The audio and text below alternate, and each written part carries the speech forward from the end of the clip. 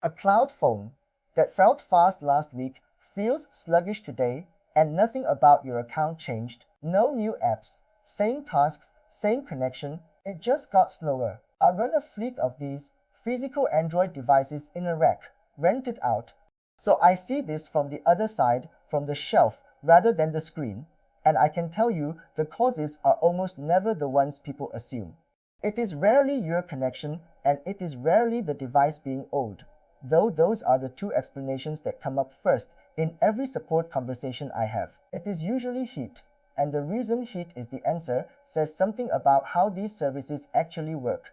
What a cloud phone actually is worth being precise, because the term covers two very different products and the difference determines everything about performance. One kind is an emulator, Android running as software on a server somewhere, sharing a machine with many other instances. Cheap and flexible, and also detectable because it lacks the hardware characteristics a real handset has. The other kind is what I run, an actual physical phone sitting on a shelf that you control remotely. Real hardware, real sensors, a real device identity. The second kind behaves like a phone because it is one, which also means it inherits every physical problem a phone has. And the largest of those, by a wide margin, is temperature. Everything else in this video is downstream of that one fact. Why heat is the whole story. A phone in your pocket gets used in bursts. A few minutes of something demanding, then it sits idle and cools down. The hardware was designed around that pattern. A phone in a rack does not get that. It runs tasks continuously, often for hours, in a shelf full of other phones, all doing the same thing, in a room that is already warm. So the chip gets hot and does the thing it is built to do, which is slow itself down to protect itself. That is thermal throttling, and it is the device working exactly as designed.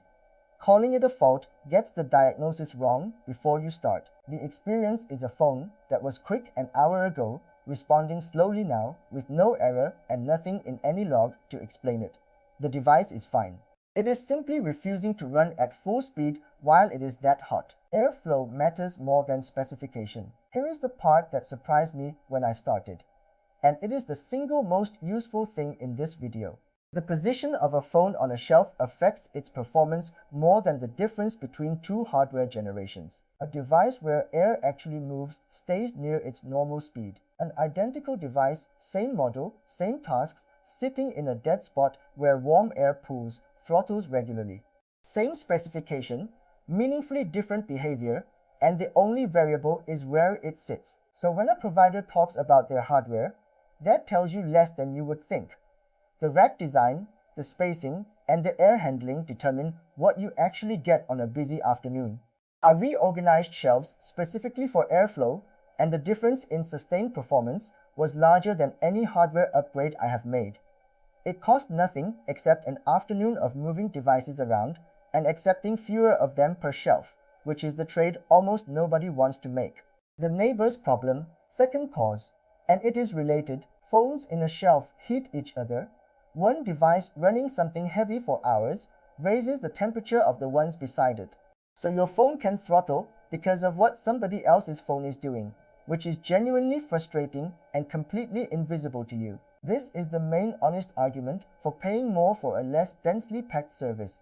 Density is the biggest cost lever a provider has, and it is also the one that most directly degrades your experience, which means the incentive points the wrong way.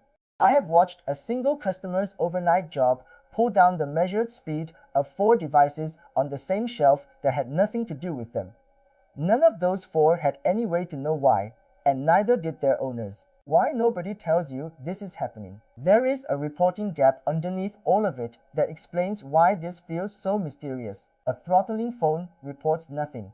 No error, no alert, no entry in any log the customer can see. The device simply completes each instruction more slowly than it did an hour ago, and every individual operation still succeeds. So from your side, there is nothing to point at. From a naive monitoring dashboard on my side, there is also nothing to point at because the phone is online, responsive, and passing every health check that asks whether it is alive. That is the trap. The checks that most providers run answer the question, is it working? The question that matters is how fast is it working compared with an hour ago? And almost nobody instruments that until a customer complains twice. I only started catching these properly when I began recording device temperature over time, rather than sampling whether a device responded. The pattern is immediately obvious once you plot it and completely invisible until you do. What you can actually control. Now the practical part, because some of this is yours, close what you are not using. The biggest performance gain most people can make is simply not leaving 12 applications running in the background. Every one of them wakes periodically, uses processor time, and contributes heat. Space out heavy work, and automation that runs continuously for 4 hours will throttle. The same work with pauses between batches often finishes sooner overall because the device never gets hot enough to slow down. That feels wrong, and it is repeatedly true. Check whether it is actually the phone. Before assuming the device, test your own connection latency. Remote control is extremely sensitive to it. A phone can be running perfectly while your session feels laggy purely because of the distance and quality of the link between you and it, and restart it. An Android device left running for weeks accumulates background work in a way that a periodic restart clears, unglamorous, and it fixes a real fraction of the complaints I receive, which is mildly embarrassing for everyone involved, but worth trying before anything else. What a provider should be doing. On my side, these are the things that actually matter, and they are fair questions to ask anyone you rent from. Monitoring temperature per device rather than per rack, because per rack averages hide the specific phone that is cooking. Spacing devices for airflow rather than for maximum density, and accepting the lower device count that implies moving a customer to different hardware when a device is persistently hot, rather than waiting for a complaint. And being honest that a phone is shared infrastructure in a physical space with physical constraints instead of implying it is a limitless virtual resource. The battery nobody thinks about. A physical phone in a rack has a battery in it permanently plugged in, and that arrangement is worse for the hardware than how you use your own phone. And battery held at full charge in a warm environment degrades faster than one that cycles normally. And the degrading battery starts affecting performance because the device becomes more conservative about power delivery as the cell ages. So an older rack device can be slower than an identical newer one for reasons that have nothing to do with software and nothing to do with what you were running. It also swells eventually, which is the point at which a device has to leave the shelf regardless of whether it still works. That is a real replacement cost in this business, and it is on a clock that starts the day the phone is racked. If a provider has been running the same devices for years without replacement, that is worth asking about. The phones do not stay equivalent to how they started. When a swap is the right answer, sometimes the correct fix is a different device, and it is worth knowing when to ask. If the same phone throttles repeatedly across different workloads on different days, that is a hardware or position problem rather than something you caused. A good provider moves you rather than explaining it. If performance dropped sharply and stayed down, and a restart did not recover it, the device probably needs looking at physically. And if you were told your phone is exclusive to you, but performance varies with the time of day in a pattern you can predict, ask what else shares that shelf and that network path. None of those requests are unreasonable.